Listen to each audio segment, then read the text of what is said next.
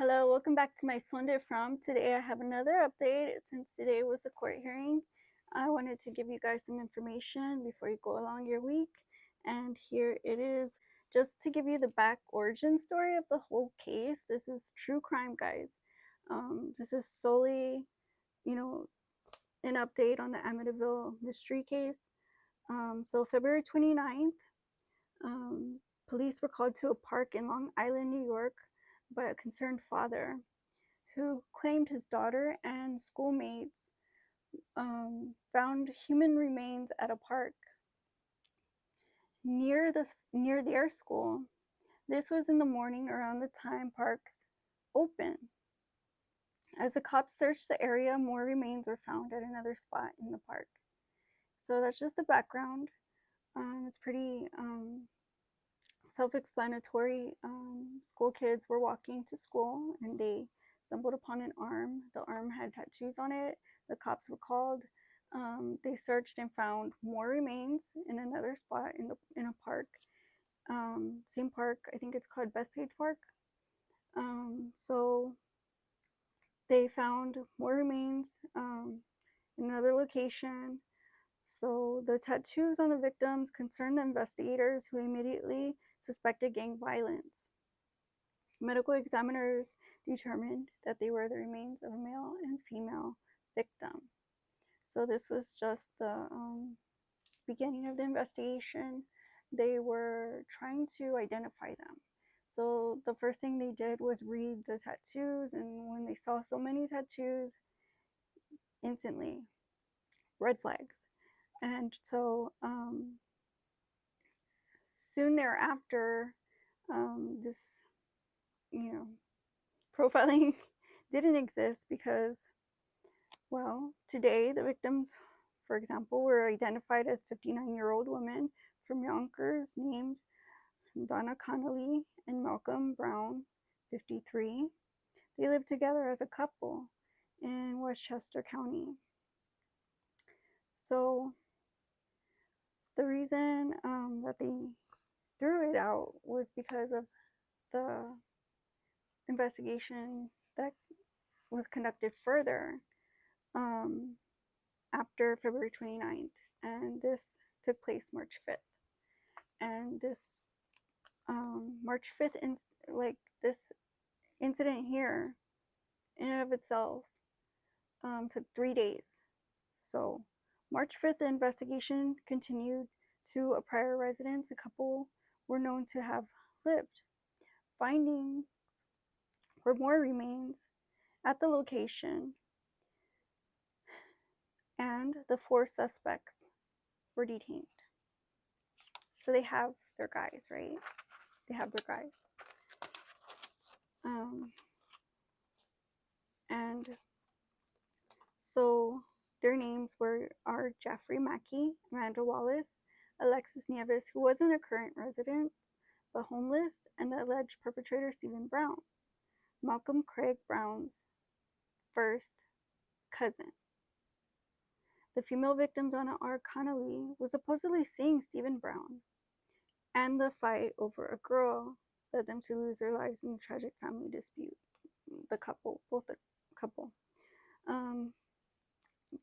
The Browns were not made public yet to the ongoing romance they had with the girl, and it seems only Donna Connolly's close circles knew of the affairs. Mackey and Nieves, the accomplices in the alleged crime, are also linked intimately together. They're a couple, and they were spotted all grins and giggles on Friday after their second hearing. So this has been a thing with these 4. They were locked up immediately after. They were just clowning around in the parking lot, and people were very disgusted. After Friday's court hearing, it just further stained the whole atmosphere. And I think today, Stephen Brown and Amanda Wallace were heard today. So when they were laughing together today afterwards, this really, really put a shroud on the humanity and integrity of these people. You know, you want to call them human beings, but they're acting low life. Um, all four are on house arrest, and the legislation efforts to push bail reform did not change the status.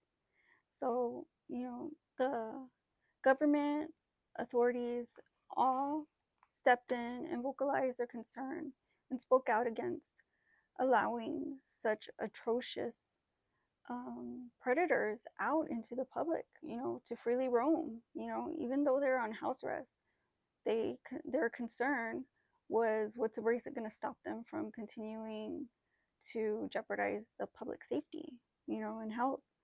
And yeah, they had an infight. They still have an infight, but also immediately they were in the legislation, you know, proceedings trying to push for Class E felony for dismembering a corpse, you know, and being found, you know, with one, you know, like that's concerning. If you're tampering with evidence to a point where you're concealing a body, you know, you're caught red-handed. You're going to jail, and that's I believe the message they want to send out. They don't want to send out you get out of jail for free.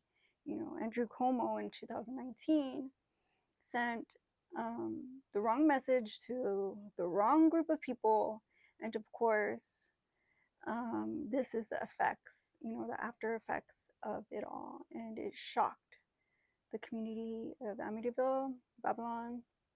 You know, the entire state of New York was in uprise, you know, and this really scared the residents of Long Island. You know, they feared, you know, and there's also the Gilgo Beach murder serial killer out there.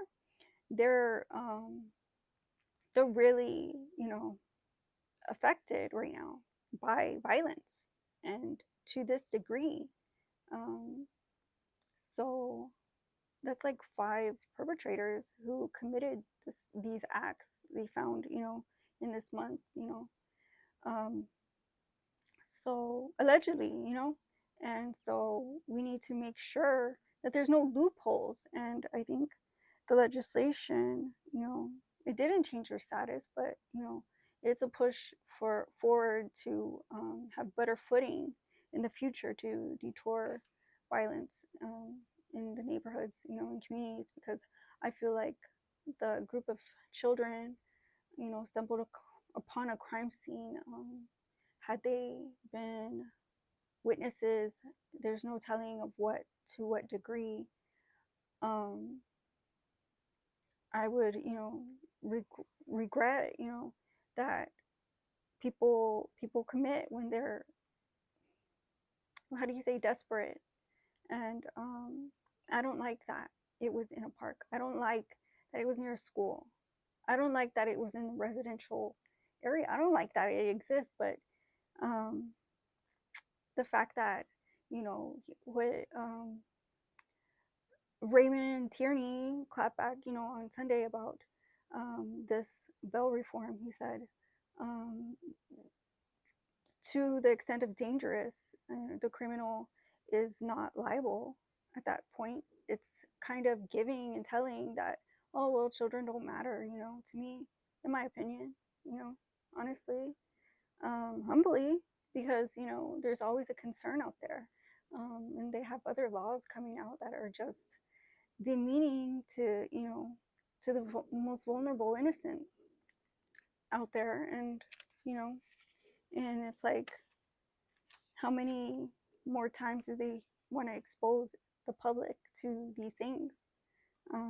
There should be zero loopholes. There should be a conversation, a discussion, not just in legislation, but, you know, like me, I'm an activist. I can vocalize these things, you know, but we really need to get it together and be a community about this, you know.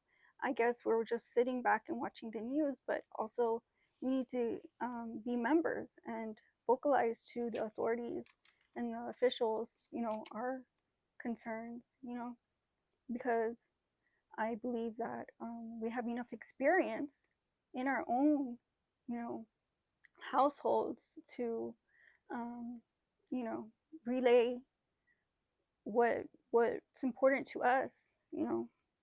So, um, sidetrack there, but yeah, I didn't change the status, and these two, Stephen Brown and Amanda Wallace, will be back in court Monday. Mikey Nieves next Tuesday. The current charges, tampering with evidence, concealment of corpse, and hindering prosecution, are to be upgraded to include murder after grand jury presentation. So they expect the felonies to stick, but they're going to have to wait until then because what's been done has been done, and we have to kind of work with that and, you know, I guess make it a point to show them that, you know, they're not going to get away with it. Whatever degree or level they had to do with this situation, they're entirely going to be held accountable. And but thank you guys for watching today, and we'll see you guys again soon on my son de Frump. Bye bye.